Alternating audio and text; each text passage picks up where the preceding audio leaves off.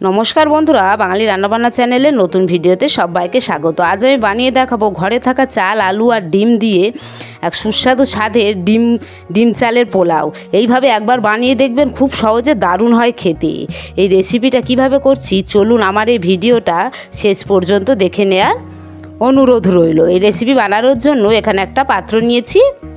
এবারে পাত্রের মধ্যে নিয়ে নিচ্ছি আমি ঘরে থাকা আমরা চাল, যে চালে আমরা ভাত খাই সেই চাল নিয়েছি। এখানে আমি 2 বাটি চাল নিয়েছি। এই চাল রেসিপি বানানোর জন্য মাপটা অবশ্যই জরুরি। 2 বাটি চালটাকে পরিষ্কার করে 2 থেকে 3 বার ধুয়ে নেব। পরিষ্কার করে ধুয়ে এখানে জল দিয়ে দিয়েছি, দিয়ে এটাকে 15 মিনিট এইভাবে ভিজোতে দেবো। এখানে আমি 3টে সিদ্ধ ডিম নিয়েছি আর 2টো বড় সাইজের আলু এইভাবে খোসা ছাড়িয়ে বড় বড় করে কেটে নিয়েছি। এবার ডিমগুলোকে ছুরি দিয়ে একটু কেটে দেবো, তাহলে ডিমের মধ্যেও মশলাটা ভালোভাবে ঢুকে যাবে আর ভাজার সময়ও ডিমগুলো ফাটবে না। সমস্ত টিপসগুলো এইভাবে লক্ষ্য করুন, দেখবেন এই রেসিপিটা একদম ঝরঝরে হবে। এবার দিয়ে দিচ্ছি অল্প একটু লবণ, আর দিয়ে দেবো অল্প একটু লঙ্কার গুঁড়ো, আর দিয়ে দেবো অল্প একটু হলুদের গুঁড়ো। এবার মশলাটা ভালোভাবে আলু ও ডিমের সঙ্গে মাখিয়ে নিতে হবে। এই রেসিপি বানানোর জন্য কোনো রকম তরি তরকারি প্রয়োজন হবে না, কোনো রকম ঝামেলা ছাড়াই বানাবো। এবার আমি গ্যাসে কড়া গরম করতে বসিয়ে দিয়েছি। এবারে কড়ার মধ্যে দিয়ে দিচ্ছি সাদা তেল। তেলটা একটু পরিমাণে বেশি দিলাম, পরে আর কোনো রকম তেল আমি দেবো না। তেলটাকে গরম করে নিয়েছি, নিয়ে এবারে মশলা মাখিয়ে রাখা ডিমগুলোকে তেলের মধ্যে দিয়ে দিচ্ছি।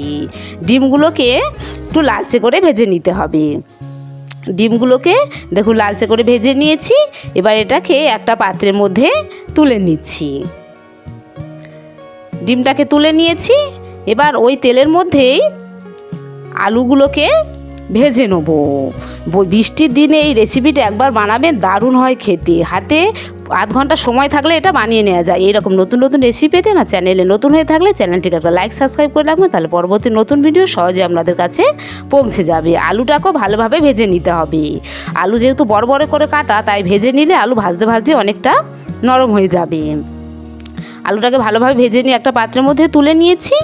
এবার ওই তেলের মধ্যে দিয়ে দিচ্ছি গোটা গরম মশলা, গোটা এলাচ, লবঙ্গ, দারচিনি, আর দিয়ে দিচ্ছি 2টো শুকনো লঙ্কা আর একটা তেজপাতাকে ফাটিয়ে দিয়ে দিলাম। এখানে 2টো বড় সাইজের পেঁয়াজ পাতলা পাতলা করে কেটে নিয়েছি। পেঁয়াজটাকেও দিয়ে দিচ্ছি। পেঁয়াজটাকেও কিছুক্ষণ একটু ব্রাউন করে ভেজে নেব।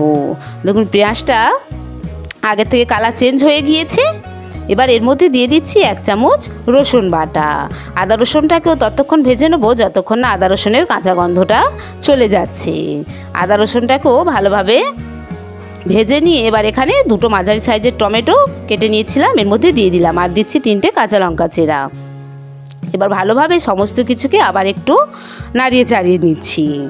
ভালোভাবে সমস্ত কিছু ভেজে নেওয়ার পরে এখানে দিয়ে দিচ্ছি স্বাদ মতন লবণ, আর দিচ্ছি হলুদের গুঁড়ো, আর দিচ্ছি কালারের জন্য কাশ্মীরি লঙ্কার গুঁড়ো, আর দিচ্ছি জিরার গুঁড়ো, আর দিচ্ছি অল্প একটু চিনি, তাহলে খেতে ভালো লাগবে। এবার অল্প জল দিয়ে মশলাটাকে কষিয়ে নিতে হবে। এই রেসিপিটা অবশ্যই প্রত্যেকে বানাবেন, কেমন হয়েছে আমাকে কমেন্টে লিখে জানাবেন। মশলাটা কিছুক্ষণ কষিয়ে নেওয়ার পরে এবার ভেজে রাখা আলুগুলোকেও দিয়ে দিচ্ছি। আলুটাকে দিয়ে আবার কিছুক্ষণ মশলার সঙ্গে নাড়িয়ে নেব। এবার এটাকে ঢাকা দিয়ে 2 থেকে 3 মিনিট এইভাবেই কষিয়ে নিতে হবে। ফিরে আসছি 2 থেকে 3 মিনিট পরে। ভালোভাবে মশলা থেকে তেল ছেড়ে গিয়েছে। এবার দিয়ে দিচ্ছি আমি জল। যে বাটি মেপে চাল নিয়েছিলাম সেই বাটি মেপেই জল দিচ্ছি। 2 বাটি চালের জন্য 4 বাটি জল আমি এখানে দিয়েছি। অবশ্যই এগুলো লক্ষ্য রাখবেন, তাহলে ঝরঝরে পোলাও হবে। এবারে জল ঝরিয়ে রাখা চালটাকে এর মধ্যে দিয়ে দিলাম, আর দিচ্ছি 2টো কাঁচা লঙ্কা চেরা, আর দিয়ে দেবো গরম মশলা 1 চামচ। এবার ভালোভাবে সব কিছুকে নাড়িয়ে চাড়িয়ে নেব। এই রেসিপিটা দেখতেও যেরকম দারুণ, খেতেও সুন্দর, এবং কোনো রকম তরি তরকারি ঝামেলা ছাড়াই শুধু এইটা দিয়ে খেয়ে নেওয়া যায়। এবার এটাকে ঢাকা দিয়ে প্রথমে হাই হিটে আমি 5 মিনিট এটাকে ফুটিয়ে নেব। ফিরে আসছি 5 মিনিট পরে। দেখুন ভালোভাবে ফুটে উঠেছে। আর ভেজে রাখা ডিমটাকে এর মধ্যে দিয়ে দিলাম, আর দিয়ে দিচ্ছি ওপরে কিছু ধনেপাতা কুচি। এবার ভালোভাবে সব কিছুকে আবার একটু নাড়িয়ে চাড়িয়ে নিচ্ছি। সব কিছুকে ভালোভাবে নাড়িয়ে চাড়িয়ে নিয়েছি। এবার গ্যাসটাকে একদম কমিয়ে দেবো। প্রথমে 5 মিনিট হাই হিটে ফুটিয়ে নিয়েছি। এবার গ্যাসটাকে একদম লো করে দিয়েছি, দিয়ে ঢাকা দিয়ে আমি এইভাবে এটাকে রান্না হতে দেবো। মাঝে ঢাকা খুলে দেখে নেবো।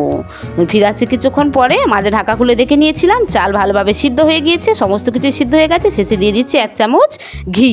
এবার ঘি দিয়ে এটাকে নাড়িয়ে নেবো। দেখুন একদম জল নেই, কতটা ঝরঝরে হয়ে গিয়েছে এবং কতটা লোভনীয় হয়েছে তা দেখেই বোঝা যাচ্ছে। এটা দুর্দান্ত হয় খেতে, বাচ্চা থেকে বড় প্রত্যেকের খুব পছন্দ হবে। এবার গ্যাসটাকে বন্ধ করে দেবো, দিয়ে এবারে এখানে 4টে কাঁচা লঙ্কা এইভাবে গুজে দিচ্ছি, তাহলে কাঁচা লঙ্কা সেন্ট হবে, খেতে ভালো লাগবে।